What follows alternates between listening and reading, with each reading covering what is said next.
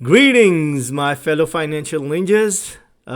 Sorry, I had taken a pretty long hiatus. I was super busy past few months. As everybody knows, the real estate market in U.S. and particularly in some of the areas of the country have been super busy, and so I have just been swamped with work.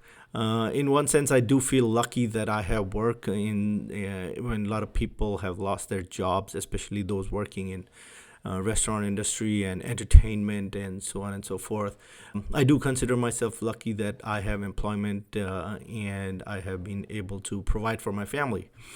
So the topic that I am going to talk about today is regarding the recent war between the Wallstreet and the Reddit, the little guy, the forum people, so to speak.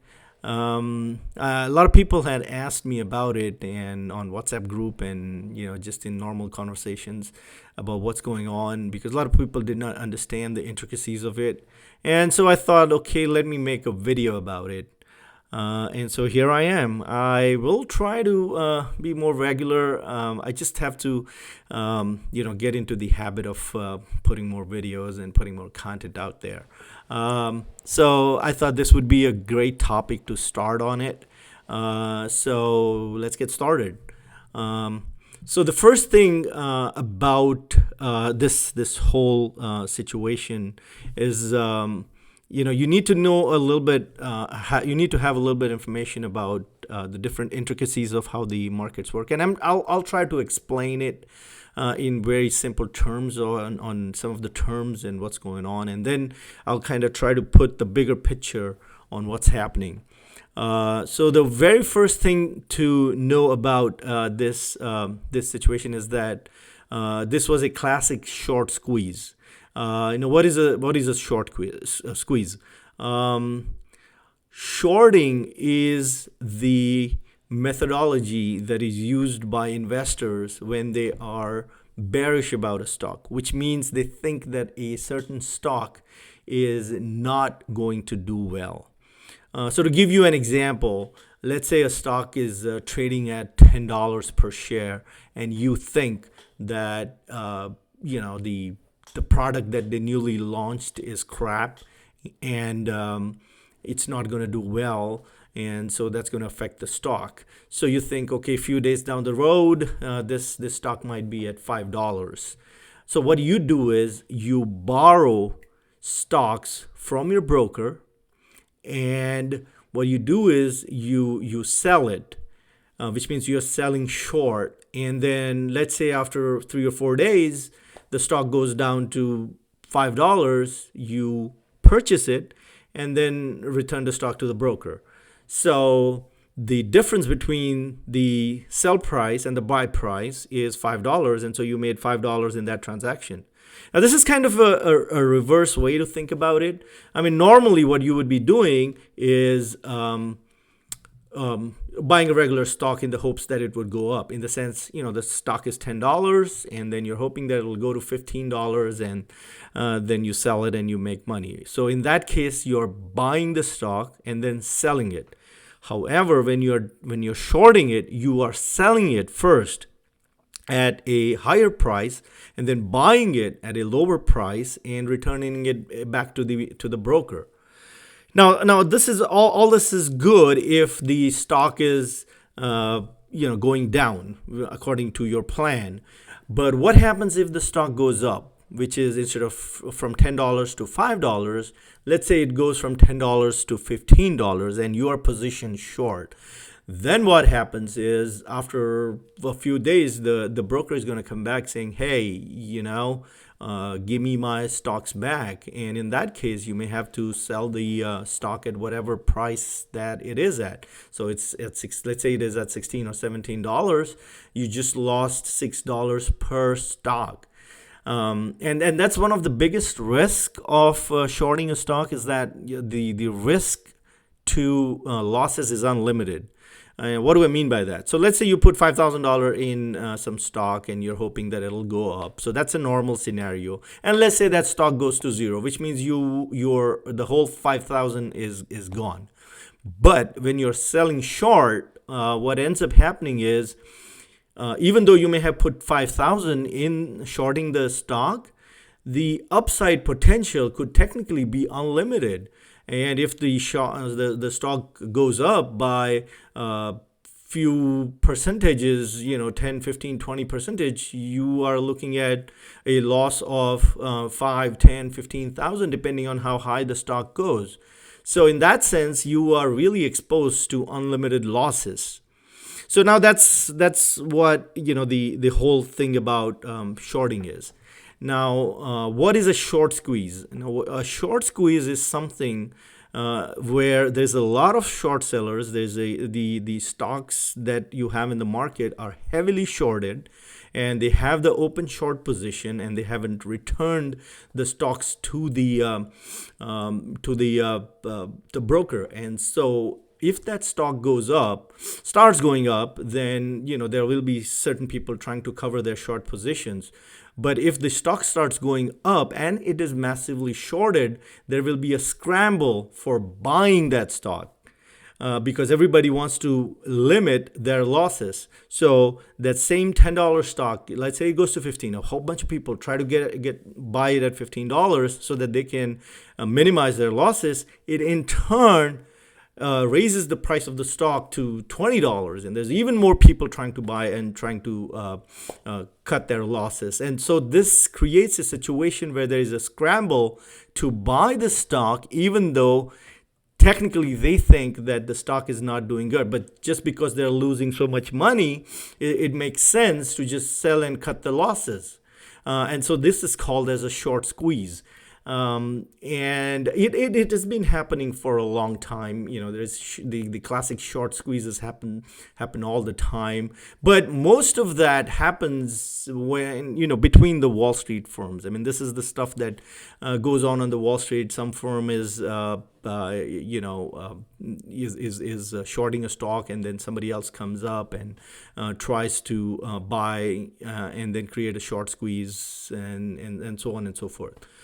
Now, what is the difference this time in the between the Gamestop short squeeze and the previous one? Well, in Gamestop, what ended up happening was the people that were shorting was these Wall Street hedge funds. There was one that's called I forgot the name of the company, Melvin Capital, and they're a very respected hedge fund. There's Ken Griffin and Steve Cohen, who are part of Citron, who ultimately tried to bail out Melvin Capital because they lost a lot of money.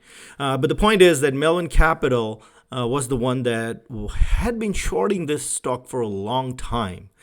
And the stock was trading at something like $3. And what ended up happening was, and especially after the pandemic, the retail stocks got hit pretty bad. So GameStop, obviously the company, it's kind of like a brick and mortar gaming shop. I mean, it has its fans.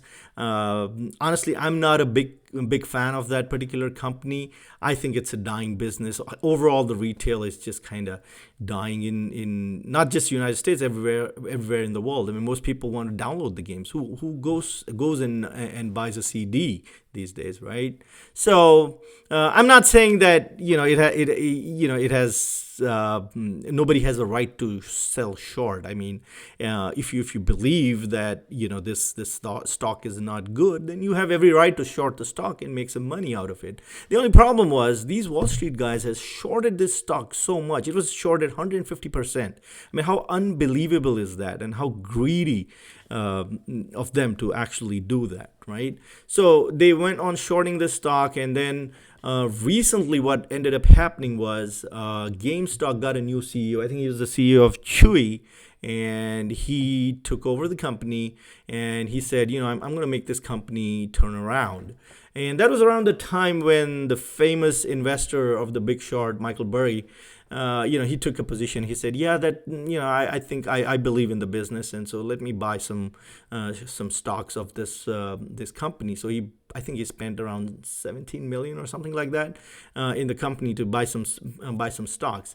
The expectation was that from $3, the fair market value for this stock was about $25-30 based on their income and profits and all that stuff, all the financial data. But what ended up happening was because of these massive short positions that were still open, there's this Reddit forum called the Wallstreet Bet, and it's just a bunch of small time traders, investors, kind of like me. They have their day jobs and like a hobby. They invest in stocks and try to make some money. Now, in this particular case, what ended up happening was there were some really smart guys who made the case that, hey, $3 is just too low for this stock. Maybe we should try to invest, and this could make some sense. And there was one particular investor, though I forget the tag name, but what he also suggested was this stock was heavily shorted. So it is a ideal scenario for creating a short squeeze. So what ended up happening was these guys got together and they bought a whole lot of these stocks, driving the prices up. When I say they got together, it doesn't mean that they physically got together. It's just that they started buying that particular stock, sending the stock higher, and then people started who are short also started buying in order to save themselves from the losses. Now, Melvin Capital, which is a large hedge fund, thought that they would short it even more because they thought that they could easily wipe out the small guys. What is a bunch of Redditors against the gigantic Wall Street hedge fund, right? So they went even deeper into shorting the position. But then the Reddit group was very persistent. They kept on buying the stock. It kept on going up and causing deeper and deeper short squeeze. And in the end, the stock went up to the moon, like really crazy, 300 from $3. It was trading, I think, at 347 today. So that caused Melvin Capital to change their stand, and they lost something like $5 billion. I think they closed the position today. I just read it on MSNBC that Melvin Capital made the declaration that they have decided to close the position and they don't have any position in Gamestop. And they had to take a loss of $5 billion, which was covered by Citron, Ken Griffin, and all that. So they started the year with $12 billion and they lost $5 billion already in the first 2 weeks. So that was kind of a victory for the small guy. Now, in this, there was also one more interesting thing that happened.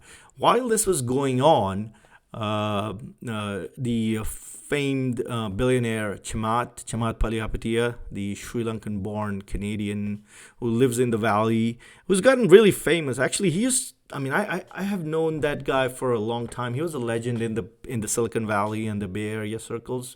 But now there's a lot of his interviews and videos have gone viral, and he's become really famous. And he's doing all these SPACs. He's even called the king of SPACs. Anyway, that's a totally different topic. But he tweeted, just a couple days ago. And Chamath just tweeted saying, hey, what stock should I purchase? And a lot of the Redditors said the Gamestop shop and stock. And so he decided to join in the fun. He said, I'll throw some few $100,000 towards it and make the situation even worse. And so he bought all these options and the stock really shot up. And then yesterday evening, Elon Musk got into the action and he tweeted stonk, which is this new word for a stock that is either really going up or really going down. And that caused even more fuel to the fire. This morning, I heard Chamath's interview saying that he had closed that position, and whatever money that he made, he has given it to charity. And he was, trying to make a point on that interview that how Wall Street people have been for so long messing around with the little guy's money, and I kind of agree with him. I remember about 10, 12 years ago, there was an interview with Kramer on TheStreet.com when YouTube was not the behemoth that it is. I'll put a link to that video in the description, and you can see how blatantly, casually he's talking about how the manipulation is done and why hedge funds should manipulate stocks in order to make money. He did get some flack on Jon Stewart's show in 2009, but really, I mean, the whole video, I mean, it did become famous, but it really deserves a lot more attention, and it really did catch my attention. I thought that, wow, this is ridiculous. I mean, how is the little guy supposed to win when everything is kind of stacked against them?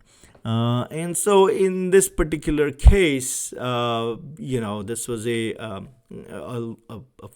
very first time. I think in the recent memory, if I remember correctly, the first time I heard about the short squeeze were when I first came to US back in '97, and there was this Omega stock. It was kind of similar scenario, but at a much smaller scale. There was a forum, and I'd read about it, and I thought it was interesting. It kind of reminds me of that incident. But anywho, so right now, the story is that David has managed to kill the Goliath, at least in this particular scenario. Now, along with GameStop, there are some of the other heavily shorted stocks like AMC, Nokia, what else, Bed Bath and Beyond, and a lot of these Redditors are, trying to mimic what happened with the GameStop stock to some of these other heavily beaten down stocks. And just for the heck of it, I got into the AMC stock. I'm not recommending that you should do that either. It's just for fun. I don't care if I lose money. I put like a couple $1,000, and I just want to see what happens. So that kind of explains what's going on with this whole scenario. I think the whole incident has really become famous. I see it on the TV, on all the finance network, not just finance. I mean, I'm seeing it on CNN and Fox News, and all lot of the big YouTubers are talking about it. There's tons of videos about it. I saw some of the videos. Some of them explained some parts of it. I thought, like somebody might have talked about short selling and short squeeze and so on, but nobody mentioned about Chamath and Elon Musk's role in this, or somebody talked about Chamath's perspective, but really didn't explain what it is about the mechanism of short squeeze and what was going on. So here's my small attempt to start off the year with this video. I hope you like it. If you do, please give it a thumbs up and subscribe to my channel. I promise that I'll try to be more regular in putting out videos. Goodbye.